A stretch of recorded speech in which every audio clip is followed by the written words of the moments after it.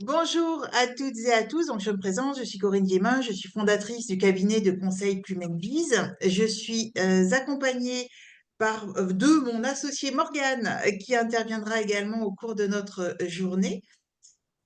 Donc, créé le 9 janvier 2023, il y a un petit peu plus d'une année, on va dire, Plumenvise est un cabinet de conseil spécialisé dans l'amélioration de la productivité et de la fidélisation des collaborateurs. Nous accompagnons les entreprises dans la création donc d'un environnement de travail optimisé, engagé et durable, d'où notre journée. Alors pourquoi Plume Bis? On me pose souvent la question. Ben, la plume, c'est un symbole de liberté, de créativité, puis les abeilles de productivité et de sens du collectif. D'où aussi notre journée qui a été créée de manière collective, conçue de manière collective avec toutes nos intervenantes. Alors, que fait Plume Bis en dehors d'organiser des journées sur la QVCT? Nous nous appuyons sur les grands domaines RH associés à la puissance d'une ambition RSE pragmatique et au levier de la communication interne et de la marque employeur. Notre méthode est similaire et l'objectif également, améliorer la productivité et la fidélisation des collaborateurs, vous l'aurez compris. Nos clients sont tant des PME que des agences publiques, mais aussi nous avons parmi nos clients quelques TPE et des filiales de grands groupes. Nous travaillons suivant des approches d'intelligence collective et collaborative associées à de la pédagogie active et à des conseils d'experts. Notre sujet, en fait, est de mettre en phase les employés et les employeurs. Notre positionnement est celui d'un facilitateur, d'un passeur de changement. On ne se positionne pas comme un expert, comme toutes les expertes que vous allez voir aujourd'hui qui sont nos partenaires.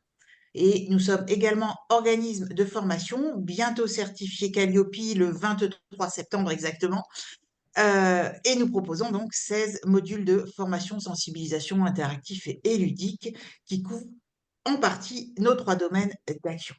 Et donc, bienvenue à notre journée de conférence sur la qualité de vie et des conditions de travail, ce que l'on appelle communément la QVCT. Aujourd'hui, nous allons donc plonger au cœur de ce sujet passionnant et découvrir ensemble ce qui se cache vraiment derrière cet acronyme que personnellement je trouve très à la mode, très façon buzzword. Et avant de commencer, laissez-moi vous dire que si vous pensiez que la QVCT, c'était juste une autre excuse pour installer une machine à café plus sophistiquée au bureau, eh bien non, détrompez-vous, et je crois que Loubna va pas me contredire là-dessus. Pas du tout. La QVCT, c'est bien plus que ça, c'est un voyage vers un monde où le bien-être des employés n'est pas juste une option, mais une priorité. Et oui, c'est ce que j'ai pu constater en préparant notre conférence, notre journée. Ce monde existe vraiment. Ce n'est pas une légende urbaine racontée par les RH ou les doux rêveurs. Aujourd'hui, nous avons rassemblé pour vous une équipe d'expertes de choc qui vont nous guider à travers les mystères et les merveilles de la QVCT. Et sans langue de bois, ça je vous le promets. Alors préparez-vous à découvrir des idées novatrices, des stratégies concrètes et peut-être même à rire un petit peu en chemin. Ça, j'en doute pas. Parce que soyons honnêtes, parler de travail peut être parfois un petit peu ennuyant, hein, quand même.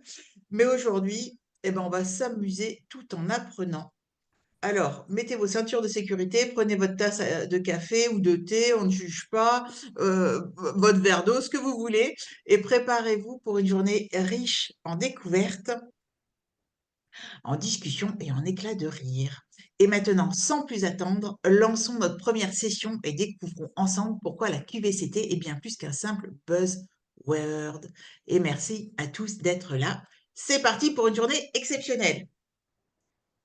Lumna, on va y aller. Donc pour cette première session, où nous allons démystifier notre sujet souvent mentionné mais rarement bien compris, la qualité de vie et des conditions de travail. Pour cela, j'ai donc le privilège d'accueillir avec nous Lubna Tigroussine, qui est juriste et spécialiste RH, qui va nous aider à clarifier ce concept essentiel et à comprendre surtout les enjeux. Alors, Lubna, si je fais court, Lubna est une professionnelle aguerrie avec une solide expérience en ressources humaines et en droit du travail. Sa perspective unique et sa capacité à rendre les concepts complexes accessibles, vous l'avez certainement vu sur LinkedIn, font d'elle l'interlocutrice idéale pour ouvrir notre journée. Lumna, peux-tu déjà en dire un petit peu plus sur toi? Merci beaucoup, bonjour à tous. Bonjour, merci pour l'invitation. Je suis très contente d'être là parce que c'est un sujet qui me tient vraiment à cœur et j'ai envie de casser les croyances aussi sur ce sujet. Et c'est important. Je vais avoir une approche pratico-pratique et terrain. Mais avant ça, donc un petit mot sur moi et merci pour la présentation de mon parcours, Corinne. Je suis juriste de formation et RH de terrain. J'accompagne les entreprises dans leur process RH pour les rendre conformes au droit du travail et surtout pour qu'ils puissent faire du droit du travail un allié business en le rendant accessible donc au plus grand nombre et surtout à leurs salariés. Je forme aussi les CSE, donc représentants du personnel dans l'entreprise, les entreprises de manière générale, et salariés en droit du travail avec des supports, des jeux de rôle, des jeux de société, donc une approche ludique et pratico-pratique du terrain pour que le droit du travail ne devienne plus une barrière et que ça devienne un allié business. Voilà un Génial. mot sur moi. Merci. Merci beaucoup, Lubna. Eh bien, c'est parti avec nos premières questions. Alors, Lubna, la QVCT, tout le monde y voit un truc différent. Euh, et c'est assez génial parce qu'en fait, on y voit à la fois des aspects très réglementaires, très pratiques, très terrain, avec les managers, mais aussi mêlant l'émotionnel. Mais donc, chacun a un petit peu sa vision de ce qu'est la QVCT. Peux-tu nous donner une définition ou ta définition en théorie et en pratique? Alors, c'est vrai qu'il faut commencer par la base. Je vais déjà donner la définition théorique qui est censée être donc la vraie définition de la QVT, ensuite devenue QVCT. Donc, en fait, cette notion est née d'un ANI. Ce qu'on appelle ANI, c'est un accord national interprofessionnel. Donc, c'est un accord qui est négocié entre les partenaires sociaux sur l'échelle nationale qui va s'appliquer à toutes les branches d'activité, donc toutes les entreprises, quel que soit leur secteur d'activité, leur environnement de travail. Et donc, c'est le fruit de négociations avec ses partenaires sociaux pour mettre en place un socle de qualité de vie au travail. Donc, à la base, on appelait ça la QVT, donc qualité de vie au travail. C'était un ensemble de dimensions qui vont toucher aux conditions de travail, l'équilibre entre vie pro, vie perso, les relations sociales et le contenu du travail. Et donc, à la base, donc la QVT, avant que ça devienne QVCT, je vais y venir après, c'est une approche qui est globale. Ça veut dire qu'elle va intégrer la santé au travail, le développement de compétences, la formation, la montée en compétences de ses salariés, la participation des salariés aux décisions, donc impliquer son personnel à l'entreprise, tout en ayant pour objectif évidemment des conditions de travail plus justes, la promotion de l'égalité professionnelle homme-femme, l'équilibre vie pro, vie perso avec tout ce qui est déconnexion et évidemment l'encouragement à une approche de l'innovation managériale et de l'organisation participative. Ça, c'est la définition à la base dans cet accord national interprofessionnel. Maintenant, ce que je remarque, c'est qu'il y a une autre définition sur le terrain, clairement. C'est une définition qui n'a rien à voir. C'est une définition qui va à l'encontre, en fait, de cette base. Donc, en fait, l'accord national interprofessionnel, il a été conclu donc, en 2013, donc de 2013 jusqu'en 2020 le concept était un peu, bon, je dis concept, ce n'est même pas un concept, mais ça a été vu comme un concept quelque chose d'assez, on va dire, joli, un concept un peu avantageux, la cerise sur le gâteau. On a mis en place des ateliers massage, du yoga, des ateliers de sensibilisation au sommeil, etc. Donc, en fait, tout ce qui n'a rien à voir avec la QVT à la base. Donc, en 2020, il y a eu l'intégration d'une nouvelle lettre dans le QVT. On a rajouté le C. Donc, c'est de conditions. Donc, ça fait QVCT, qualité de vie et conditions de travail. Et là, on s'est rendu compte que, en fait, on traitait cette QVT comme quelque chose de superficiel. On était vraiment à la surface. Et donc, en rajoutant le C de conditions, on voulait intégrer, on voulait rappeler que, à la base, attention, c'est vraiment qu'on voulait des conditions de travail plus justes, des conditions de travail qui sont correctes et cohérentes par rapport au droit du travail, et surtout qui puissent mener à une performance tout en ayant un bien-être au travail. Et donc, en rajoutant ce C, on est arrivé à QVCT pour insister sur la nécessité de traiter concrètement ces aspects comme la charge de travail, les horaires de travail, donc comment on les mesure, la coopération dans l'entreprise, comment on implique ses salariés, et le sens du travail. Et je pense qu'après le Covid, on a eu cette envie de trouver du sens, et ce qui est tout à fait normal. Et dans chaque épreuve, eh bien, il y a forcément un bien. Et bien là, avec le Covid, on s'est rendu compte que le travail devait avoir un sens. Et en fait, finalement, on s'est rendu compte que ça rejoint tout simplement la définition de la QVCT, tout simplement. Super, merci beaucoup, Lumna. C'est très intéressant d'avoir repris l'historique, en fait, de cette QVCT. Mais toi, en fait, tu en penses quoi? Alors, ce que je vous ai donné juste à l'instant, c'est vraiment une définition théorique, donc ce qui est censé être la QVCT. Moi, ce que j'en pense, c'est que sur le terrain, c'est totalement le contraire. Sur le terrain, ce concept n'est pas compris. Et donc, en fait, on va travestir ce concept, on va en faire quelque chose qui n'est pas sa définition de base. Ce que je pense, c'est qu'il y a malheureusement un raté. Il y a un raté sur la notion de QVCT. On n'intègre pas les conditions de travail, on n'intègre pas cette notion d'amélioration du bien-être, mais amélioration de la vie contractuelle du salarié dans l'entreprise. Le bien-être, c'est pas juste faire des ateliers yoga, du massage, mais c'est super, hein, c'est très bien. Ou faire des soirées, moi-même j'aime ce genre de choses, mais ça ne veut pas dire que en faisant ça, mes salariés vont devenir heureux. Et donc l'entreprise va échouer finalement à son obligation de santé et sécurité au travail, parce que c'est ça à la base. C'est que l'employeur a une obligation de santé et sécurité au travail auprès de ses salariés, santé physique, santé mentale. Et donc, si on fait tout ce qu'on veut autour en surface, c'est-à-dire que on va faire des soirées, on va faire des séminaires, on va mettre en place corbeille à fruits, café gratuit. C'est génial, c'est cool. Et l'employeur est plutôt généreux, il n'a pas l'obligation de le faire, mais il le fait. En revanche, si on fait que ça et qu'on pense qu'on est délivré de son obligation de qualité de vie et conditions de travail, eh bien c'est un raté.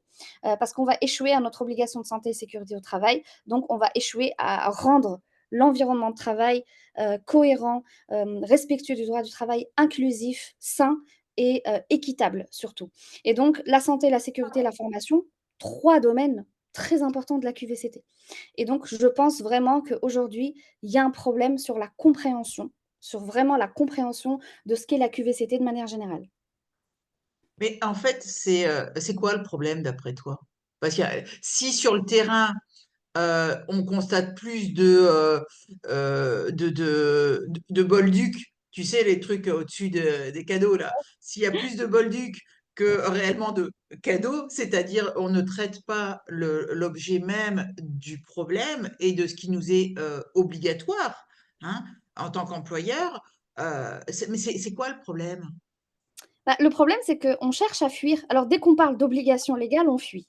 Ça plaît pas, ça paraît inaccessible, ça paraît comme quelque chose de contraignant, et c'est normal, c'est une contrainte, effectivement, de respecter le droit du travail, mais pour le bien de son entreprise et le bien des salariés. Et donc, le fait de le voir comme quelque chose d'inaccessible et quelque chose de contraignant, eh bien, on va plutôt fuir le problème en mettant en place des choses annexes, comme par exemple des programmes auprès de prestataires auprès de qui les salariés vont rester autonomes pour gérer leur stress au travail, leur charge de travail, vont avoir des programmes de self-care qui sont très bien faits pour certains prestataires. On va avoir des rendez-vous avec des psys qui sont offerts par l'employeur, et c'est super. Mais en revanche, ça veut dire qu'on se dessaisit de cette obligation en disant ça y est, je vous ai mis un prestataire, je vous ai mis des outils en interne et vous vous débrouillez avec ça.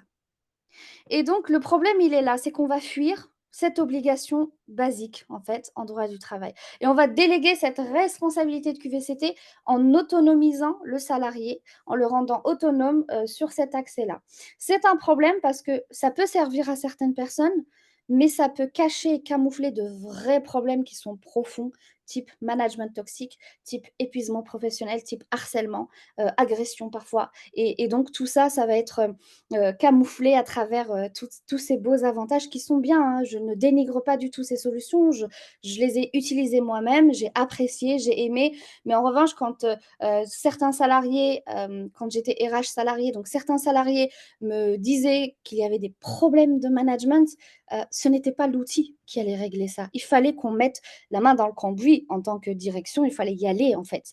Et il fallait résoudre ce problème. Et donc, ça résout le problème. C'est utile à court terme, mais ça ne résout pas les problèmes structurels, en fait. Et donc, tu rajoutes à ça le manque de formation, le manque de formation des managers, le manque de sensibilisation, et puis on a une approche donc qui devient avantageuse, annexe, superficielle, en surface, qui ne respecte pas ce que c'est que la QVCT de manière générale. Mmh mh. Enfin, je suis tout à fait en phase avec ça. C'est vrai que souvent dans les entreprises, chez nos clients, ou en effet, quand moi également j'étais salariée, on a pu mettre en place des actions terrain super sympas, du type de celles que tu as citées, et même participer à des challenges et à d'autres choses. Mais en fait, quand il y a des problèmes, ça change rien à la base, quoi. Et je pense que tous nos participants sont en phase avec ça. On verra tout à l'heure dans la partie questions-réponses. Ben, du coup, Luna, ok, c'est bien, ça c'est un super constat qui fait un peu froid dans le dos, qui nous laisse pensifs. Mais on fait quoi? On fait quoi la vendredi 14 juin à 9h15? Je ne vais pas vous assommer dès le vendredi, alors que voilà, on s'apprête à aller se reposer pour certains. On fait quoi? Je pense que la première chose, sincèrement, c'est d'arrêter de dire que c'est une tâche RH. En général, quand on veut mettre en place une démarche de QVCT, donc en entreprise, on va déléguer ça au RH. C'est bien, on leur donne quelque chose qui est vraiment valorisant et tout. Ok, il n'y a pas de problème. Seulement, ce n'est pas une tâche RH. C'est une tâche qui doit impliquer toute l'entreprise, en fait. Et donc, c'est une responsabilité générale qui est partagée à tous les niveaux de l'entreprise. Et donc, en déléguant ça uniquement au RH, encore une fois, la direction se dessaisit du problème, mais on rajoute aussi vraiment, j'en parle comme un fardeau, on rajoute un gros poids au RH qui déjà, s'il est seul ou avec deux, trois personnes, a du mal à gérer d'autres choses et c'est difficile. Donc en fait, il faut vraiment sortir de cette idée comme quoi ça appartient au RH de mettre en place ça. Non, la volonté doit venir d'en haut, ça c'est sûr et certain. Les dirigeants doivent avoir cette volonté. Si on n'a pas la volonté, ça ne marchera pas sur le long terme. Avoir une volonté. Deuxième chose, impliquer ses salariés. Et moi, je dis toujours, bah, on veut impliquer les salariés, bah, commençons par les interroger. Tout simplement. Quand on a un CSE, donc quand on a la chance d'avoir des représentants du personnel dans l'entreprise, donc ça concerne les entreprises qui ont plus de 11 salariés pour certains, et donc on va impliquer son CSE pour lui demander de sonder les salariés. Il suffit juste de commencer de manière pratico-pratique par un Google Form.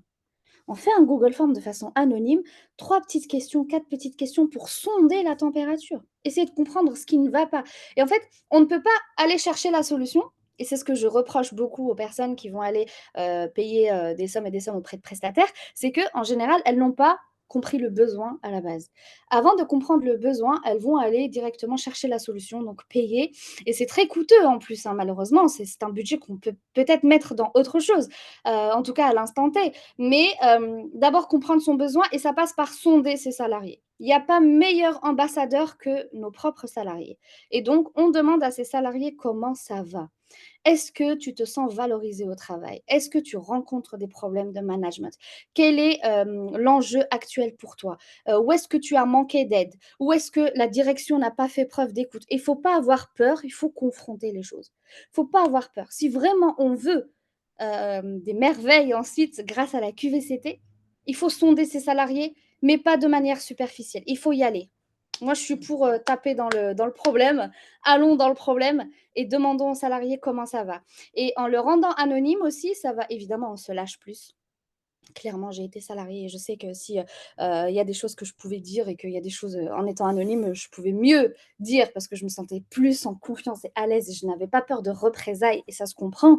Évidemment, l'idée n'est pas de faire culpabiliser évidemment les salariés ou les employeurs, mais en le rendant anonyme, ça permet d'avoir bah, souvent la vérité. Vraiment de voir, et cette data, ces données-là sont précieuses. Elles vont servir de fondation, elles vont servir de base pour mettre en place une vraie démarche QVCT derrière. Oui, l'anonymat en fait rend plus objectif Bien sûr. les résultats en fait. Mais par contre, c'est vrai que il faut toujours rester très positif et très ouvert et mettre personne en accusation parce qu'en fait, c'est pas du tout le propos. Il y a toujours plein de choses qui sont très satisfaisantes dans les entreprises, que l'on peut aussi mesurer lors des sondages. Qu'est-ce qui vous satisfait? C'est important aussi de savoir qu'il y a des choses qui sont positives et réussies dans l'entreprise. Il y a quand même très peu d'entreprises où tout est, où le tableau est totalement mauvais, quoi. Hein, donc du coup, c'est vrai qu'il y a toujours une balance entre le bon et le moins bon, et du coup la capacité d'amélioration. Absolument, absolument. L'idée, c'est vraiment pas de faire culpabiliser, c'est de se dire que, OK, de toute façon, je dois y passer. À un moment donné, je vais devoir aller demander à mes salariés ce qu'il se passe et ne pas leur demander juste autour, alors autour d'un café, c'est super, hein, mais en général, on ne dit pas forcément la vérité. C'est ce que tu dis. C'est difficile d'être objectif, quand, on a un lien de subordination, un lien hiérarchique avec la personne en face de nous. Donc c'est tout à fait compréhensible et moi, je prône l'anonymat pour ce genre de choses parce que ce sont on va dire, c'est un terrain sensible qui est sujet à conflit, à débat. Et donc, pour ne pas laisser place à cela, pour éviter de pointer du doigt tel ou tel service, tel ou tel salarié, on met en place l'anonymat. Et en fait, ce sondage, ça peut être un sondage, mais ça peut être autre chose aussi. Mais en tout cas, ça sera un baromètre pour sonder la température, essayer de voir où est-ce que ça va, où est-ce que ça ne va pas, pour ensuite mettre le curseur sur le vrai problème, le vrai fond. Et c'est que comme ça qu'on participe à fidéliser et retenir ses salariés. Et aujourd'hui, la QVCT, son objectif, c'est ça aussi, hein, faut pas oublier. Une entreprise, c'est pas une asso. Une entreprise doit être rentable, mais pour qu'elle soit rentable, il faut que ses salariés puissent performer, mais performer dans de bonnes conditions. On ne performe pas quand on subit un management toxique ou quand on est nous-mêmes salariés toxiques et qu'on prend trop de place auprès d'autres salariés ou quand il y a un turnover et que ben, on n'est pas valorisé, on ne se sent pas engagé au travail, on ne se sent pas inclus dans cette démarche, eh bien, la QVCT, elle va remédier à ça. Mais voilà, commençons par la base, traitons le problème des fondations, c'est-à-dire que pensent mes salariés? Qu'est-ce qui ne va pas? Oui. Et ça se fait pas une fois par an lors des entretiens annuels. Comme on peut le voir régulièrement, les entretiens annuels, ça ne sert pas à sonder l'ambiance. C'est vraiment quelque chose de particulier qui doit servir un besoin, mais ce n'est pas le besoin, en effet, de sonder l'ambiance, l'atmosphère, l'environnement. Et alors, du coup, Loubna, tu as commencé à évoquer ce sujet-là, mais qu'est-ce que tu peux nous dire sur l'objectif même de la QVCT, mais de manière très pragmatique? À quoi ça sert la QVCT de façon très pragmatique, très terrain? Alors, avant de répondre à la question, je vais juste revenir sur quelque chose de très pertinent que tu as dit juste avant, par rapport à l'entretien annuel. Heu, Mhm. alors, en fait, c'est vrai que l'entretien annuel, en général, on arrive après 12 mois de travail, voilà, où on ne s'est pas forcément vu. On arrive à un entretien où on nous donne un questionnaire et on nous dit: «Peux-tu, noter sur une échelle de 1 à 5, 1 à 10», quelque chose comme ça. En fait, c'est totalement contre-productif et c'est là où moi j'invite vraiment les entreprises, qui sont peut-être là ou les salariés qui sont, avec nous aujourd'hui à documenter leur parcours contractuel. Documenter, c'est vraiment tenir un fichier de bord pour, mettre en place vraiment des éléments factuels avec toutes les réussites, toutes les fois où j'ai manqué d'aide, toutes les fois où j'ai fait des rendez-vous, que ça s'est très bien passé, toutes les fois où moi, en tant que manager, j'ai, pu résoudre des problèmes avec mes salariés et tout ça, c'est documenté, en fait. Et quand on documente et qu'on arrive à l'entretien annuel, on sait de quoi on va parler. On va pas juste dire: «Alors, est-ce que ça s'est bien passé il y a 6 mois? Je sais plus. Tu te rappelles, je t'ai parlé de quelque chose que j'ai subi», et là, on va se dire: «Bah, non, je me rappelle pas, tu sais, c'était il y a 12 mois», et donc c'est pour éviter ce genre de situation. Donc vraiment, l'entretien annuel, il doit pas servir juste à se dire, «Allez, je vais avoir mon augmente ou pas, est-ce que j'ai rempli mes objectifs ou pas?» Donc voilà, c'est juste la petite précision que je voulais rajouter par rapport à l'entretien annuel, parce que je trouve que c'est très biaisé, malheureusement, comme Oui, exercice. Heu, absolument, absolument. pour en revenir à ta question, de façon, pragmatique, pratico-pratique, à quoi sert la QVCT? Alors oui, il y a une notion de bien-être, le bien-être des salariés. C'est quoi le bien-être? C'est pas, massage, yoga et tout, c'est super, hein, si on peut avoir ça en entreprise, c'est bien. Mais c'est réduction des risques psychosociaux, donc réduction du stress. Le stress lié au travail, aux missions, ne pas avoir la boule au ventre quand je viens au travail. Que si j'ai la boule au ventre en venant au travail, c'est qu'il y a un problème. Mmh. Si j'ai la boule au ventre avant de parler avec mon manager, c'est qu'il y a un problème. C'est qu'il y a quelque chose qui est non dit, c'est qu'il y a quelque chose qui me gêne, une situation qui fait que ça ne va pas et donc on sait que c'est pas sain. C'est l'amélioration de la santé mentale, c'est-à-dire je suis épuisée professionnellement, mon manager ne fait rien. Mon manager ne m'écoute pas. OK, je vais alerter la direction. La direction ne sait pas. Elle est déconnectée parce que c'est le manager, en fait, qui représente la direction, juste en dessous. C'est l'équilibre vie pro, vie perso. On me contacte à 20h. Je suis chez moi, on m'appelle, on me dit: «Il faut juste que tu relises un mail». Non. Il y a une notion de déconnexion, il y a une notion de droit au repos, il y a une notion de réduction des risques psychosociaux, le stress, les angoisses au travail. Si j'arrive au travail, par exemple, je dois aller visiter un chantier, que je n'ai pas l'équipement de protection. Ça fait partie de la QVCT. Mon bien-être, c'est que je sois protégée, avoir un casque, avoir vraiment l'équipement de protection de base.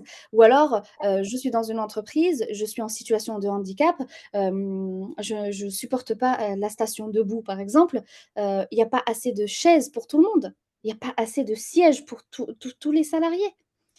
Il y a pas assez de fauteuils ergonomiques et en fait, c'est pas, excusez-moi et en J'ai fait, peur, pardon. J'ai eu pardon, peur, ça m'a fait peur. moi aussi ça m'a fait peur. Excusez-moi, je vais juste couper mes notifs WhatsApp parce que ça m'appelle. J'étais dans tes paroles, ça m'a En fait, j'étais partie dans mon truc,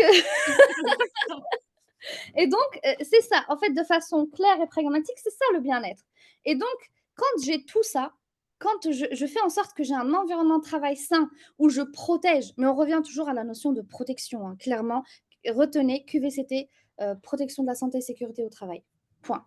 QVCT, c'est santé, sécurité. En fait, évidemment, ce n'est pas que ça, mais le socle, les fondations, ça va être ça. Donc en ayant ce cadre de bien-être des salariés, je vais participer à augmenter la productivité et l'efficacité de mes salariés. Pourquoi? Parce que je renforce les conditions de travail, je les rends optimales. Donc en réduisant, toutes ces, tous ces problèmes, tous ces conflits, tout le temps perdu à chercher des solutions, je participe à cette démarche de QVCT et QVCT, c'est aussi, hem, si j'ai un turnover, bah, il faut essayer de comprendre pourquoi. Si j'ai des salariés qui viennent, qui ne valident pas leur période d'essai, quand je dis ne pas valider, c'est eux qui ne veulent pas valider leur période d'essai, qui veulent la rompre, c'est qu'il y a un problème. On essaie de savoir pourquoi. Il faut pas avoir un esprit de rancune, on se dit, «Je comprends pas, je l'ai recruté, il est parti». Mais pourquoi? Qu'est-ce qui a fait qu'on n'a pas réussi à le retenir? Et il y a l'absentéisme aussi. Je trouve que dans certaines entreprises, il y a un taux d'absentéisme qui est, négligé. Quand on a trop de salariés qui sont absents, ça révèle des conditions de travail qui ne sont pas optimales. Ça révèle aussi un problème de fond et donc on va, grâce à une démarche de QVCT, on va essayer de réduire l'absentéisme, le turnover en mettant en place des petites choses. C'est vraiment essayer déjà de calculer le taux de turnover. Au bout de combien de temps nos salariés partent? Quelle est la moyenne de rétention de nos salariés? Pourquoi? Franchement, il n'y a même pas besoin de payer, des logiciels autres. Un tableau Excel. Un tableau Excel, mais même un tableau tout court sur format Word, c'est pas grave. On peut faire des choses, simples, mais ce qui va importer vraiment, ce qui va être précieux, ça va être la donnée à l'intérieur et donc tout ça, donc l'amélioration du bien-être des salariés, l'augmentation évidemment, de la productivité et la performance et l'efficacité de ses salariés, la réduction de l'absentéisme et turnover, ça va améliorer l'attractivité de l'entreprise. Et en fait, on revient à quoi? On revient à la marque employeur, à la culture d'entreprise, on revient à comment fidéliser, retenir mes salariés, parce que c'est ça. Comment je retiens les meilleurs talents? en fait. Et heureusement, ce n'est pas que ça, hein. Heureusement, il y a aussi une dose de créativité, une dose d'innovation, un environnement positif, encourageant la créativité, c'est-à-dire qu'on ne va pas brider les gens, on va essayer de leur laisser libre cours à leur imagination, à leurs idées. On n'interrompt pas les innovations, les initiatives. Et en fait, c'est important parce que ça participe à créer un environnement de travail de confiance, une safe place, où on sait que moi, salarié, demain, j'ai une idée, je ne vais pas avoir honte de la partager à mon manager. Et pourquoi je ne vais pas avoir honte de la partager à mon manager? Parce que l'entreprise a favorisé un climat de confiance. Elle a favorisé un climat de dialogue. Elle a favorisé un climat de coopération, de communication. Et je sais que je vais avoir une relation de travail positive, même si on n'est pas d'accord sur certains points. Et on peut très bien s'auto-critiquer ou se critiquer les uns les autres de façon constructive, critiquer le travail, évidemment, pas la personne en elle-même. Et donc, tout ça, ça fait partie de la QVCT. Et il y a aussi un autre aspect qui est important dans la QVCT, c'est la sécurité, la prévention du risque, comme j'en avais parlé, réduire les accidents de travail, les maladies professionnelles. Et parfois, on a un taux d'inaptitude dans des entreprises qui est énorme parce que leurs salariés sont en burn-out et qu'on n'a pas réussi à savoir pourquoi ils sont en burn-out. On va essayer de solutionner le problème souvent sur l'épuisement professionnel. C'est lié à la QVCT, l'épuisement professionnel, en disant, tiens, on t'offre des congés supplémentaires. J'en parle parce que je l'ai fait. Je l'ai fait parce qu'on m'a demandé de donner des congés supplémentaires à des salariés qui étaient en burn-out. Et en fait, ça ne marche pas. Ça ne marche pas, on va lui offrir des congés supplémentaires, on va lui offrir un mode de garde pour ses enfants, on va lui offrir tout ce qu'on veut, ça ne marchera pas. Pourquoi? Parce que le problème, il est profond. Le problème, il est dans le management. Le problème, c'est qu'on n'a pas réussi à mesurer la charge de travail de ces cadres. Et pourquoi je parle des cadres?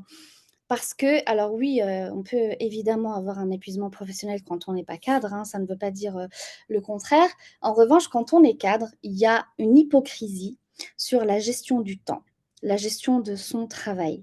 On est quand on est en cadre forfait jour, donc on a un nombre de jours dans l'année, et donc on nous dit, bah, tu es libre de gérer ton temps comme tu veux, et donc ça veut dire que ben, si tu as fini tes missions, tu peux partir.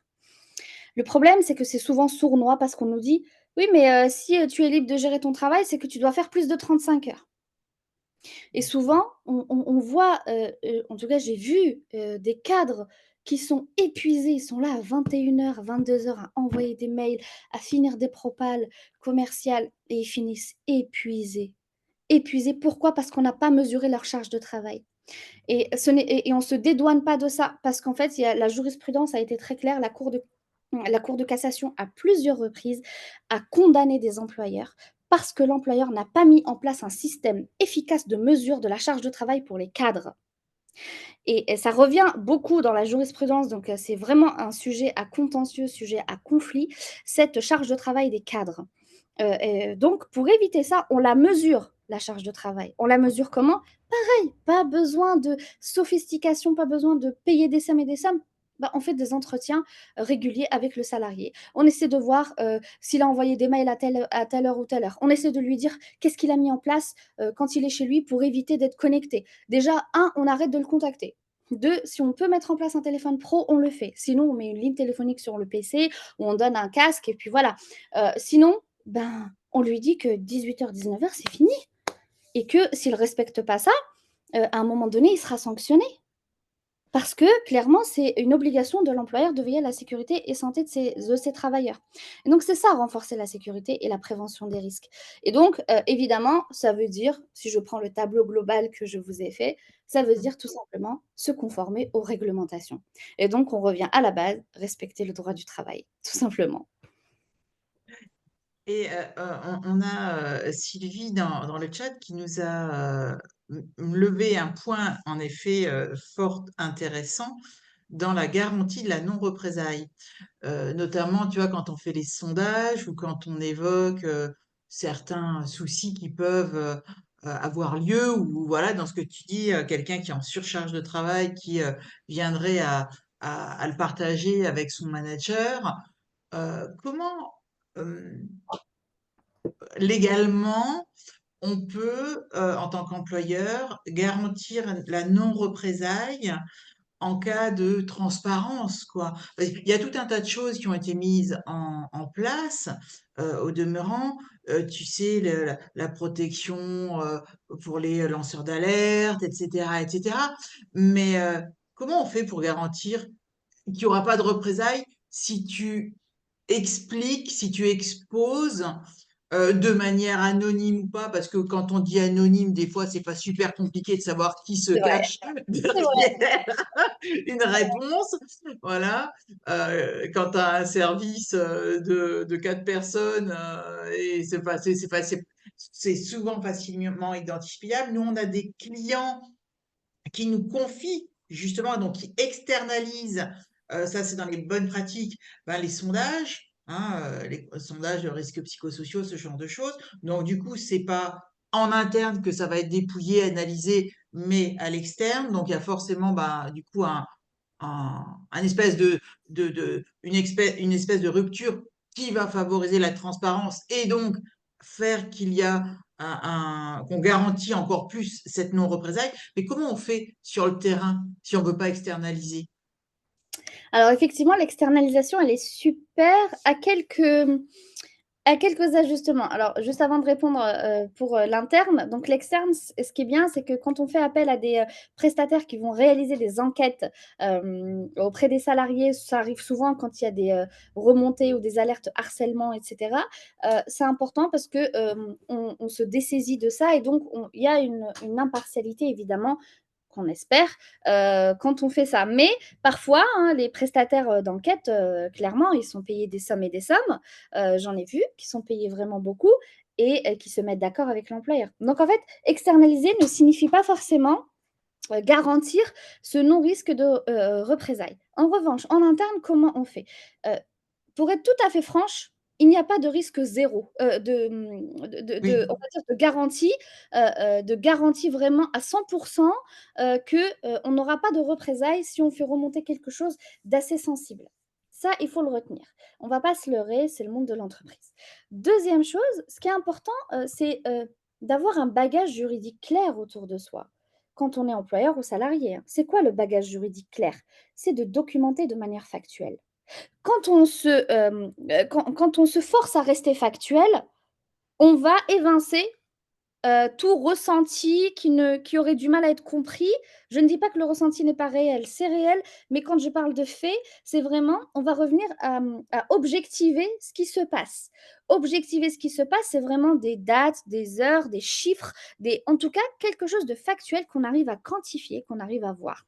Ça, déjà, ça met un cadre. Deuxième chose, ou troisième chose, c'est quand on a des représentants du personnel, donc quand on a un CSE, on implique ce CSE. Le CSE, il est fait pour quand il y a des réclamations individuelles ou collectives, et puis quand il y a un danger grave, imminent, peu importe, il est là pour agir. Donc, on implique le CSE si on sent qu'on est en danger. Et puis, vraiment, le conseil que je donne tout le temps, et d'ailleurs, mes partenaires avocats le donnent tout le temps aussi, mais faites des écrits. Faites des écrits parce que vraiment, le fait de ne pas faire d'écrits, on laisse place à la subjectivité, on laisse place au débat, aux confusions, alors que rien n'est objectivé. En faisant des écrits, on sait que, écoutez, moi je vous ai écrit ça, juste après vous m'avez convoqué dans votre bureau parce que j'ai remonté, là, j'aimerais savoir s'il y a un lien, clairement, voilà. Et se protéger c'est quoi? C'est bah, si on sent que ça ne va pas, ben, on se retire. On se retire comment? Si on a besoin d'aller voir le médecin, on va voir le médecin. Si on a besoin de voir le médecin du travail, on y va. Il ne faut pas avoir peur de faire ça. Il ne faut pas avoir peur parce que la santé, elle est primordiale. Et encore une fois, c'est une démarche QVCT. C'est-à-dire qu'on préserve la santé de ses salariés. Et puis, de toute façon, c'est au risque et péril de l'employeur. Hein. Si il fait, par exemple, un licenciement représailles, clairement, évidemment, ce n'est pas légal. Deux, c'est risque et péril, surtout si le salarié a documenté. Surtout si le salarié a tout un lot de preuves qui fait que, ah oui, clairement, là, c'est un licenciement représailles parce qu'il a osé alerter sur des conditions de travail indignes. Et puis aujourd'hui, vous avez plein d'associations qui peuvent se joindre. Vous avez le défenseur des droits quand il y a des problèmes de discrimination. Et en fait, vraiment, aujourd'hui, il y a un panel de choses qu'on peut mettre en place seulement Il faut pas oublier de se préserver et c'est pour ça que quand on est salarié, des fois, on dit rien parce qu'on a peur, et puis il faut peser le pour et le contre. C'est vraiment si ça va pas, ben, on ne reste pas isolé. On ne s'isole pas parce que l'isolement professionnel, c'est très dangereux. Très, très, très dangereux parce qu'on va se faire des idées, parce que, bah, parfois on monte toute une équipe contre une seule personne alors qu'elle n'a rien fait, elle n'a rien demandé. Donc on se protège, on se préserve par l'écrit, par la documentation, on ne reste pas isolé et puis, pas de risque zéro évidemment, si jamais l'employeur veut sanctionner en représailles. Mmh. Et ce que tu disais sur le CSE, c'est vrai que nous, systématiquement avec Morgane, on travaille dans le cadre de ces enquêtes, en fait, on travaille systématiquement avec le CSE.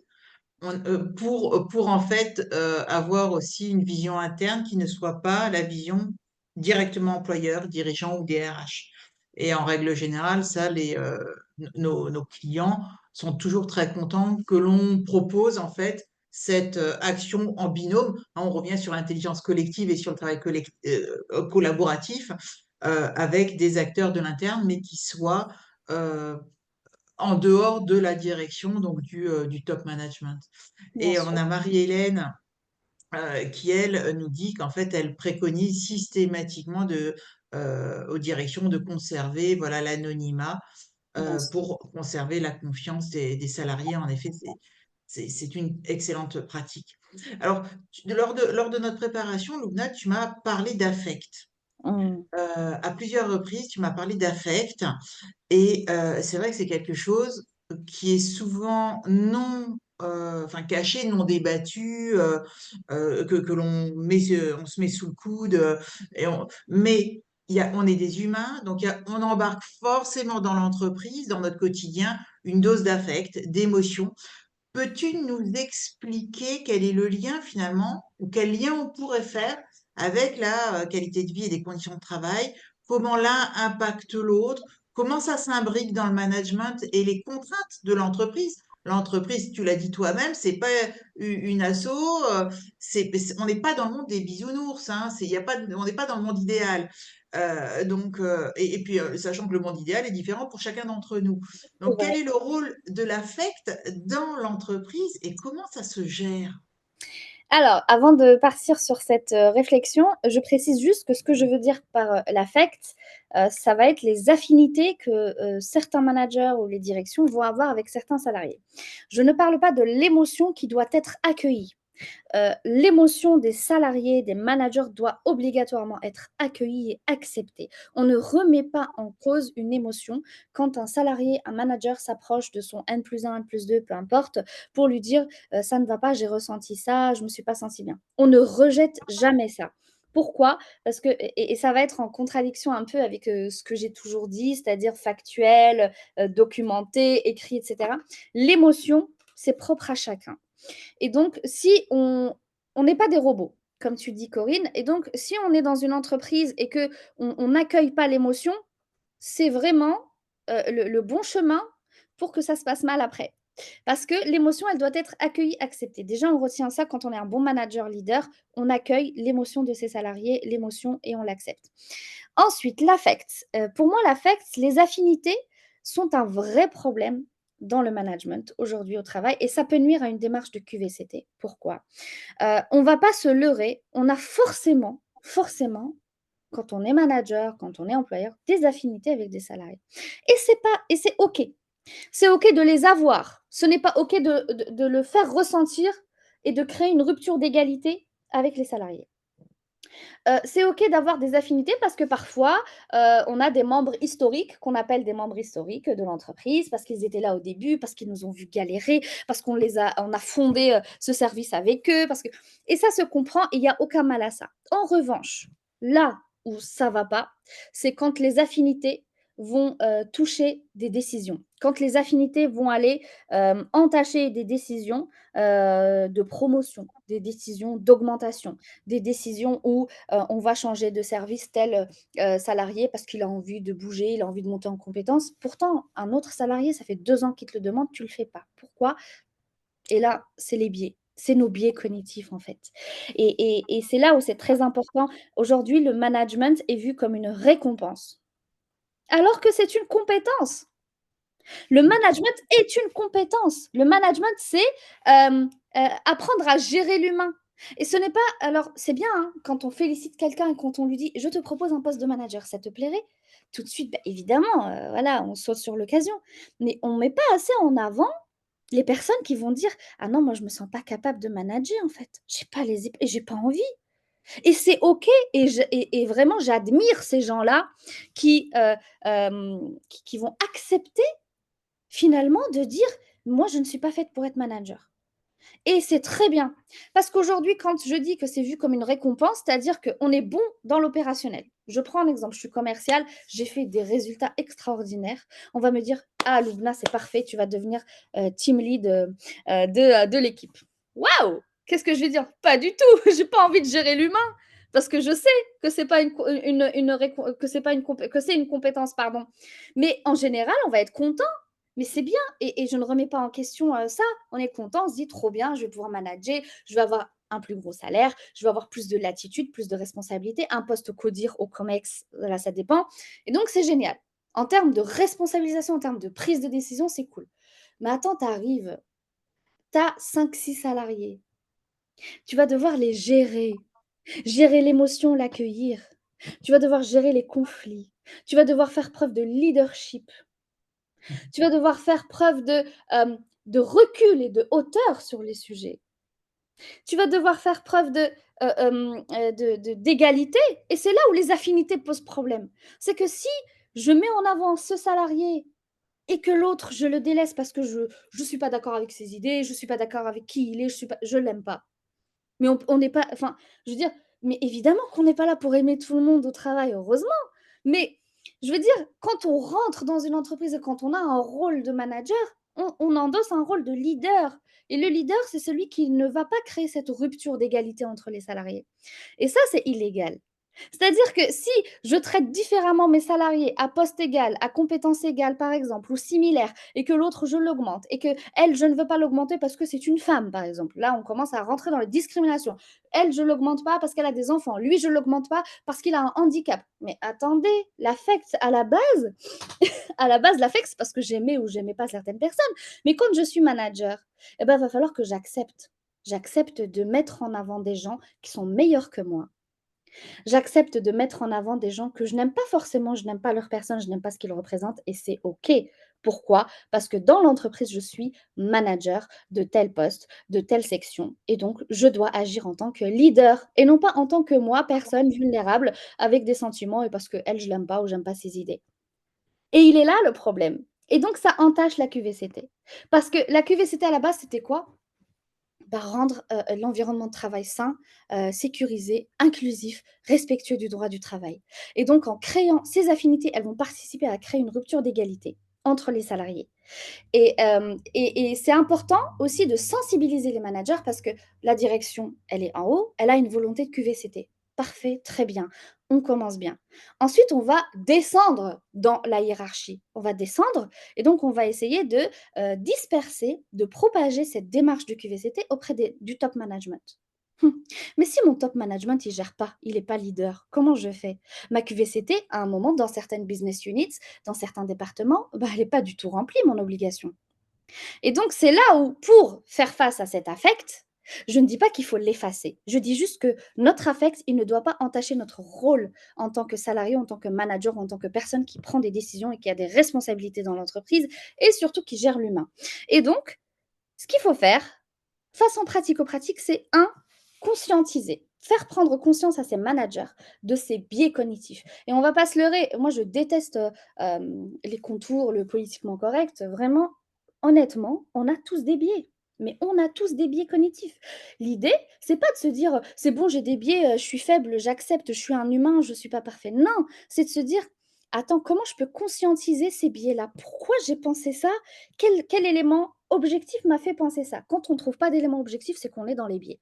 Et c'est OK. Donc, on les conscientise, on va former ces managers. Et franchement, former le manager, déjà, c'est la base. On ne fait jamais passer un manager à un poste de management sans le former.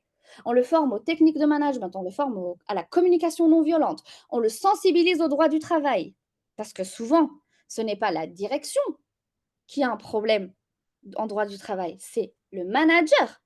Mmh. Souvent, c'est entre managers salariés ou entre salariés, donc façon horizontale ou verticale. Et donc, si on ne forme pas ces salariés, on ne les sensibilise pas aux biais cognitifs, et attention, ce n'est pas que les managers, hein, il faut aussi sensibiliser les recruteurs aux biais cognitifs. Ça, c'est une démarche QVCT. On sensibilise ces recruteurs aux biais cognitifs, c'est ben, on va mettre en place des trames d'entretien, des scorecards, des critères objectifs pour sélectionner ou recaler certaines personnes du process de recrutement. On va enlever la photo de l'exigence, on va enlever certaines données personnelles parce qu'elles ne servent strictement à rien. Et d'ailleurs, la CNIL, qui gère les données personnelles et toutes ces données en droit du numérique, elle recommande le principe de minimisation, c'est-à-dire on demande toujours le moins possible. On revient à la base, on revient au droit du travail. Je pourrais en parler pendant des heures, hein, mais vraiment, c'est En fait, tu es passionnante, Loubna. merci C'est beaucoup. vraiment en plus, et le sujet est vraiment tellement vaste. Il y a tellement de choses à dire.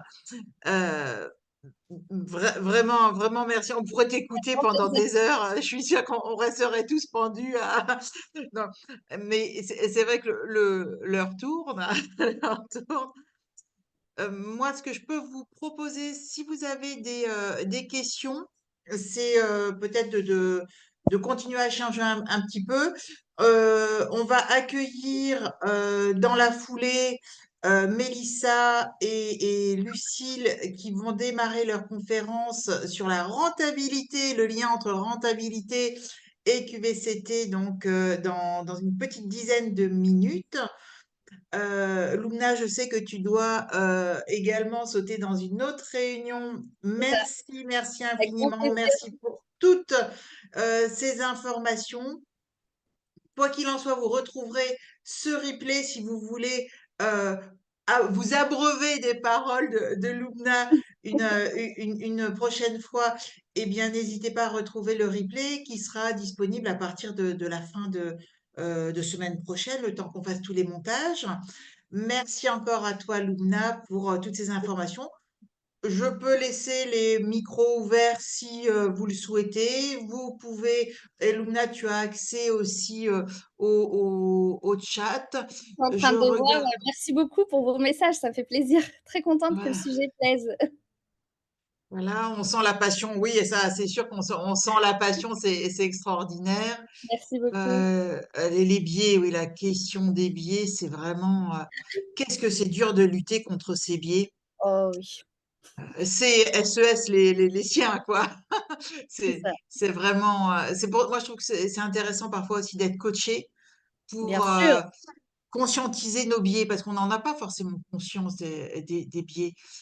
Les formations, voilà, merci Loubna, merci Loubna, encore merci Loubna, et ben merci Loubna. Beaucoup. Un grand merci à vous. Vraiment, j'ai été ravie d'être invitée à propos de ce sujet, et les interventions qui vont suivre sont aussi vraiment passionnantes et des sujets tellement intéressants avec des femmes vraiment exceptionnelles. Donc, si vous pouvez, je vous encourage vraiment à rester et vraiment, ayez juste en tête que on est capable de le faire. Tout simplement, il faut aller au plus simple. Tout simplement. On reste simple. Pas besoin de sophistication, on reste simple. Et je vous mets mon profil LinkedIn pour ceux qui veulent me suivre. Je Morgane partage Lamy, Morgane je Lamy, ah ouais, bah enfin super. Ah bah il est, parfait.